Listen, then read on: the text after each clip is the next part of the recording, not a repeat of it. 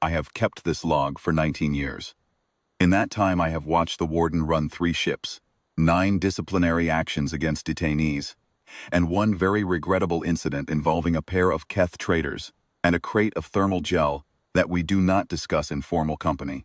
I have seen things that would loosen the teeth of a younger man. I have never seen anything like the morning of the Velthrak. Let me back up.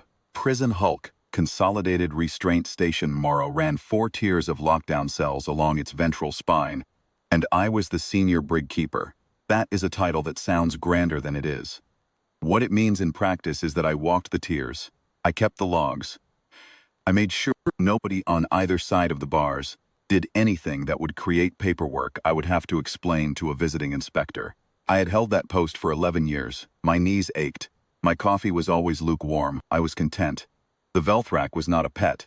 I want to be precise about that. It was not a mascot, not a training animal, not a relic of some experimental weaponization program.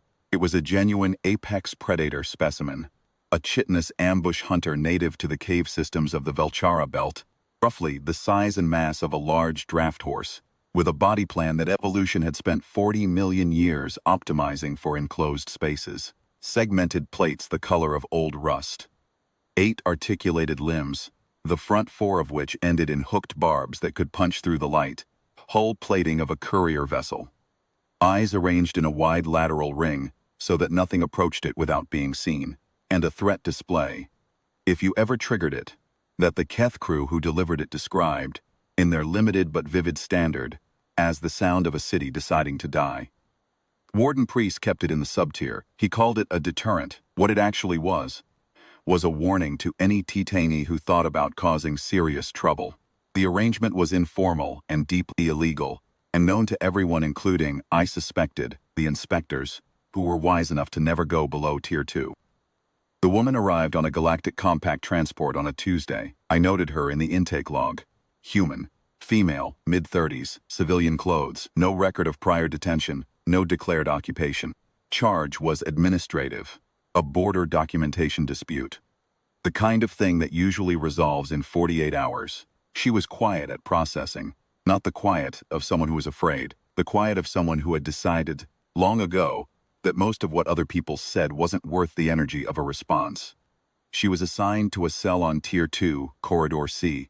I noted that the alien detainees in the adjacent cells, a pair of Rethkind, a sullen Voker mineral trader, 3 Shess on remand for cargo fraud, pressed themselves against the far walls of their cells when she walked past. That happened sometimes with new arrivals. Predator-kind instincts, maybe. She didn't notice or didn't care. Warden Priest noticed her, though. I could not explain to you what drew his attention specifically.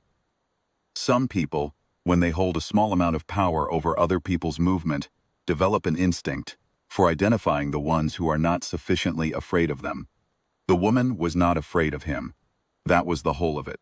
He came to me that evening. I want to run the Velthrak on Tier 2 Corridor C, he said. Full deterrence exercise. Standard objections. He outranked me. He told me to note in the log that he had taken full operational responsibility. I noted it. I did not sleep well.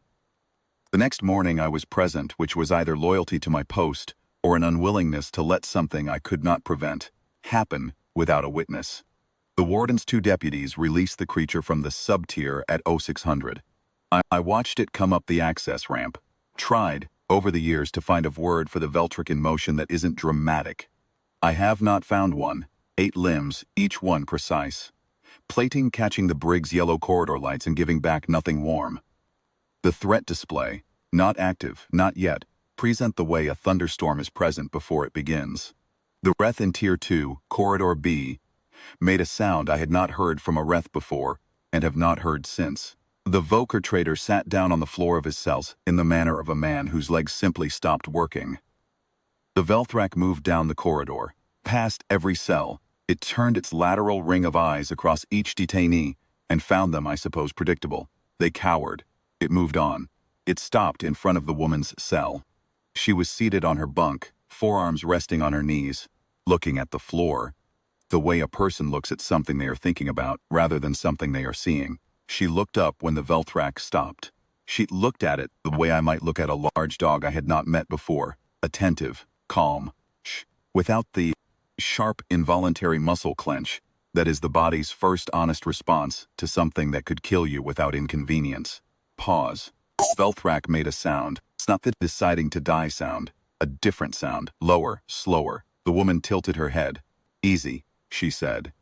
Flat, not soothing particularly. The way you'd say it to a piece of machinery that was running a little rough. An acknowledgement. A small assurance. Easy. The Velthrak pressed its front two limbs against the cell bars. Not a threat. I have seen animals lean into barriers the way a heavy dog leans against your leg. It was that. The bars bowed very slightly. It lowered the front segment of its body.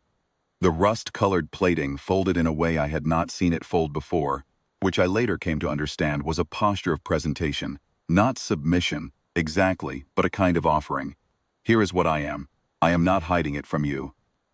The woman reached through the bars and put her hand flat against the foremost segment of plating. I heard Warden Priest say something behind me. I could not tell you what it was, because I was watching the Velthrak go still under her hand in a way. It had never, in the 3 years it had lived in the sub-tier, gone still for anyone. The threat display, which had been simmering in the background since it came up the ramp, went quiet, not suppressed. Gone. Like a fire that has found what it needed and settled. It curled. That is the only word. The front forms folded in, the body sank, and the Velthrak arranged itself against the outside of her cell door, in a posture that I can only describe as a very large, very dangerous animal, deciding that this was where it was going to be now. One limb pressed through the bars and lay against her knee. She looked at it for a moment. Then she went back to looking at the floor. Her hand stayed where it was. We stood in Corridor C for some time without speaking. The warden ordered the Velthrak returned to the sub-tier. It did not return to the sub-tier. His deputies tried to encourage it with the standard direct pressure tools that usually produced movement. The Velthrak did not move, turned its lateral eye ring toward the deputies in a way that communicated, with admirable clarity, that it was aware of them and had made its assessment and found them not worth the effort of a response. The deputies stepped back. The deputies kept stepping back until they were around the corner. I wrote up the log entry. I was still writing it when the communication came in from Tier 1. Station Morrow maintained a small garrison of Velchura-caste security personnel. They were technically there as neutral observers under the Compact's multi-species detention protocol, which in practice meant they walked the upper tiers once a day and spoke to no one. The senior Velchara officer was a figure called Crest Third Honored Karath, and I had exchanged perhaps 40 words with him in 2 years. He came down to Tier 2, Corridor C, at 0740. He stood at the far end of the corridor and looked at the scene for a long time. Then he looked at me. "This detainee," he said. "What is her charge?" I told him. "Documentation dispute, 48 hours to resolution." There was a pause. He looked back at the Velthrak and at the woman and at the Velthrak again. "Release her," he said. The warden started to say something about jurisdiction and procedure. Crest Third Honored Karath turned and looked at him for exactly as long as it pleased to understand that the conversation was over, and that he was going to do more paperwork about this than he had ever done about anything in his career, and that it was in all the ways that mattered his own fault. The cell was opened. The woman collected her one bag. The Velthrak stood when she stood, and walked with her to the end of the corridor, where it stopped. The sub-tier was its limit. It had a range, and watched her go. She paused once at the corridor junction. She looked back at the Velthrak. She gave it a small nod. It was, I think, the most dignified goodbye I have witnessed in 19 years of this work. I finished the log entry. In the notes column, I wrote what Crest Third Honored Karath said quietly to his second officer as he left the tier, which I recorded because I was standing close enough to hear it, and because I believed, even then, that someone should write it down. He said, "Quiet hands, quiet teeth. She is the kind the old stories are about." The Velthrak went back to the sub-tier that afternoon on its own, when it was ready, and not before. The warden filed 4 separate incident reports and was transferred inside the month. I kept my post. My cough stayed lukewarm. I did not mind.